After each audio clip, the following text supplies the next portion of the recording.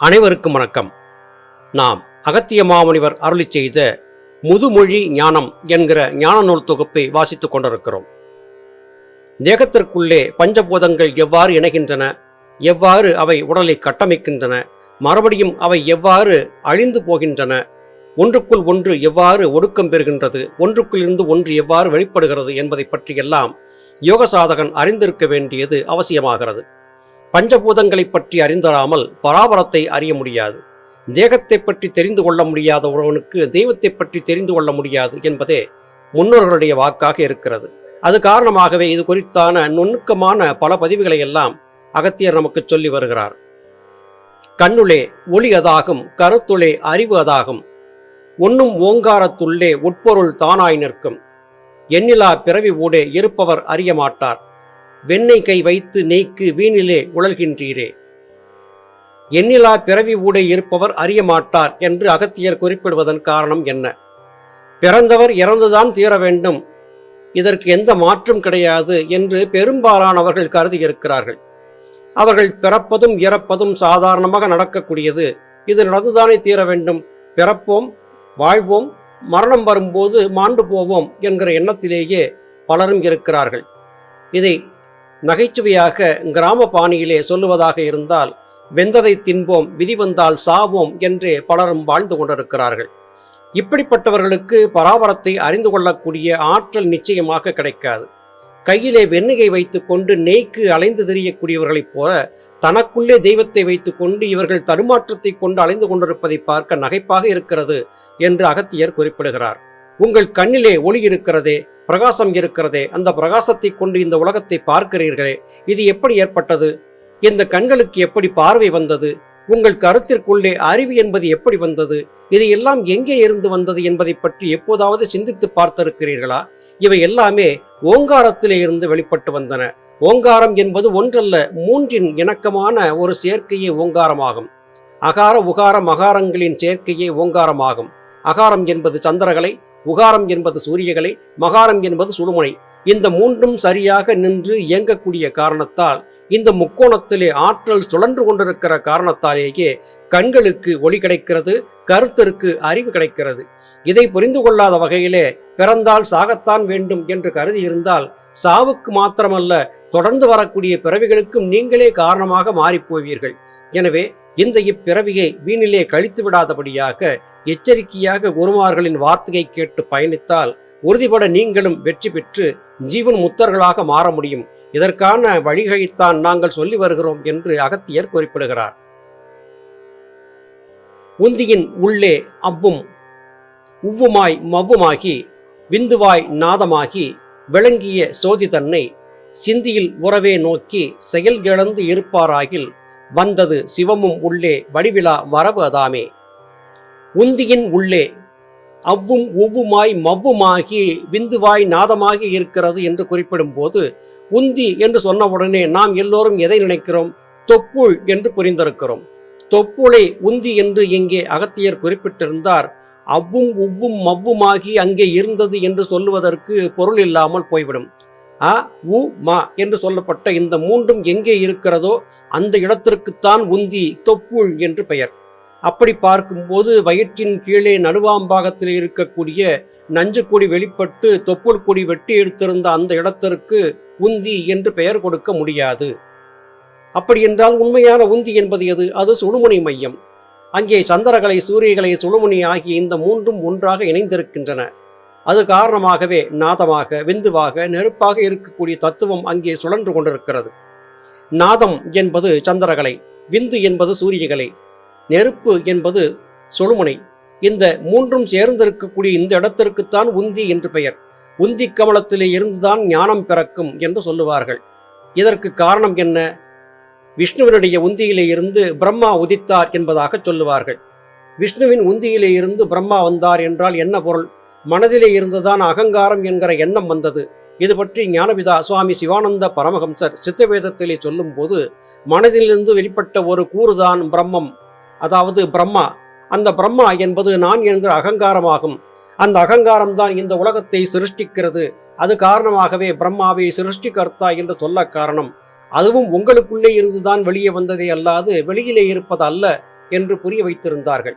இதை சரியாக மனத்திலே நுழைத்து பார்த்து சிந்தித்து பார்த்து சரியாக புரிந்து கொண்டு விட்டால் சிவதத்துவம் என்பது உங்களுக்கு உள்ளேதான் இருக்கிறது.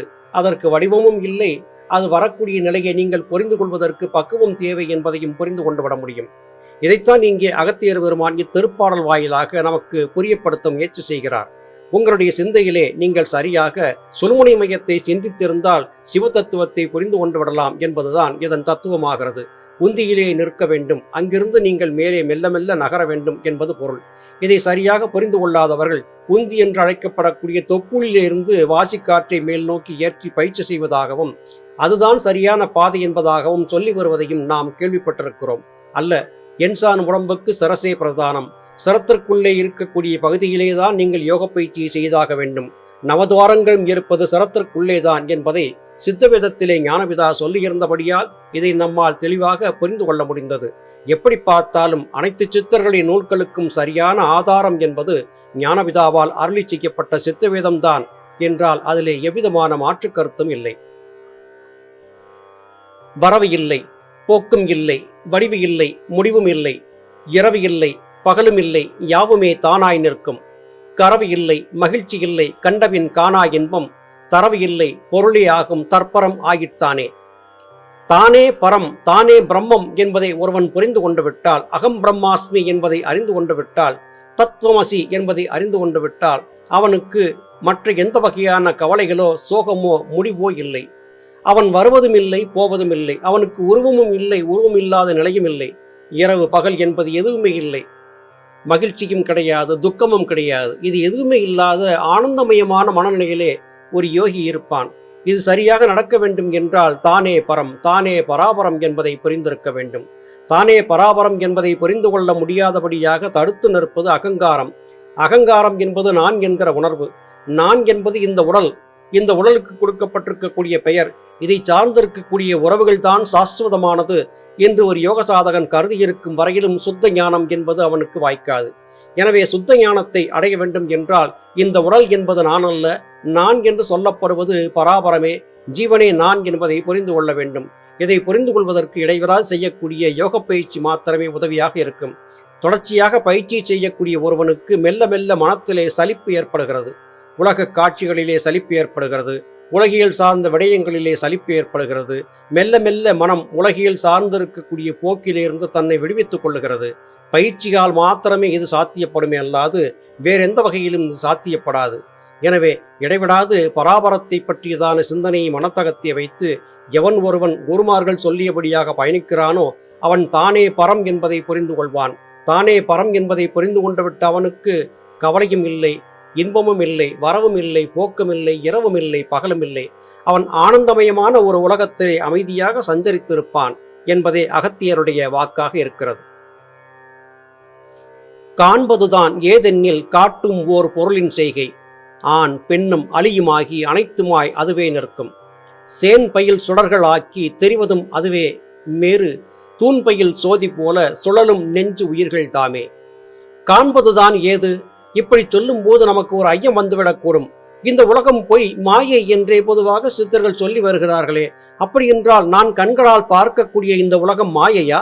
இதோ என் கண் முன்னால் காட்சிகள் விரிகின்றனவே, என் கண் முன்னால் சகலமும் தென்படுகிறதே, இதையெல்லாம் மாயை என்று சொன்னால் இதை என்னால் எவ்வாறு ஏற்றுக்கொள்ள முடியும் என்கிற வினா வருகிறது. இதற்கான விளக்கத்தை சொல்லும் போது, ஆழ்ந்து உறங்கி சுளுத்தி என்கிற நிலையிலே இருக்கும் போது நீங்கள் எப்படி இருந்தீர்களோ அதுதான் உண்மையான நிலை. தூங்கும்போது வாங்கிவிட்ட மூச்சு சுழிமாறி போச்சுதனால் போச்சு என்பது நம்முடைய முன்னோர்கள் சொல்லிய வாக்கு.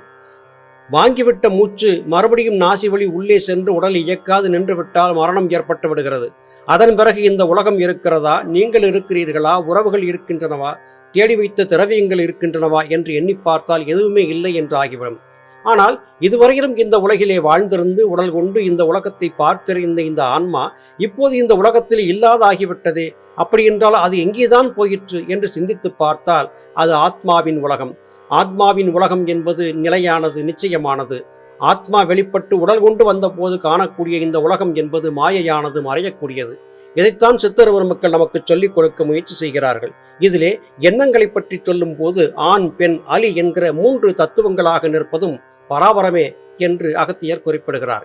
இது பற்றி ஞானபிதா சுவாமி சிவானந்த பரமஹம்சர் சொல்லும் போது, மனம் என்பது பெண்ணாகும், அறிவு என்பது ஆணாகும். அறிவு எப்போது மனதை அடக்கி ஆள்கிறதோ அப்பொழுதுதான் புருஷன் என்கிற நிலை ஏற்படும். மற்ற நிலையில இருக்கக்கூடிய அனைவருமே ஆணுமல்ல பெண்ணுமல்ல அலிகள் என்று அறிவித்திருந்தார்கள். அந்த அதே வார்த்தைகளை இங்கே அகத்தியர் தன்னுடைய திருப்பாடலிலே சொல்லி இருப்பதை பார்க்கும் போது ஞானிகளின் மன ஓட்டம் ஒரே விதமாக இருப்பதை நம்மால் புரிந்து கொள்ள முடிகிறது. முறையாக சேன் பயில் சுடர்கள் ஆக்கி திரிவதும் அதுவே. 3 சுடர்களாக சந்திரகலை, சூரியகலை, சுழுமுனை என்கிற இந்த 3 சுடர்களாக இருப்பதும் பராபரமே அல்லாது வேறல்ல. மேரு என்பது சரசாகிய ஆகாய பாகத்தில் இருக்கக்கூடிய ஜீவனின் இருப்பிடமாக இருக்கிறது. இது பயில் சோதி போல சுழலும் என்று சொல்லுகிறார். எப்போது? தூங்கும் போது உங்களுக்கு ஏற்படக்கூடிய சுளுத்தி என்கிற நிலையிலே நீங்கள் எங்கே இருந்தீர்களோ அந்த இடம்தான் உங்களுடைய உண்மையான இடம். அந்த இடத்தை அடைவதற்காக செய்யக்கூடிய பயிற்சி தான் யோக சாதன பயிற்சி. இதை சரியாக புரிந்து கொண்டுவிட்ட உயிர்கள் நிச்சயமாக ஆத்ம தத்துவத்தை புரிந்தவையில் ஆகிவிடும் என்று அகத்தியர் குறிப்பிடுகிறார். ஆராய்ந்து பார்த்து அறிவை கொண்டு நாம் ஞானத்தை பெற வேண்டும் என்பதே சித்தர் பெருமக்களுடைய கருத்தாக இருக்கிறது. மீண்டும் அடுத்த பதிவிலே உங்களை சந்திக்கிறேன். அதுவரையிலும் நன்றி, வணக்கம்.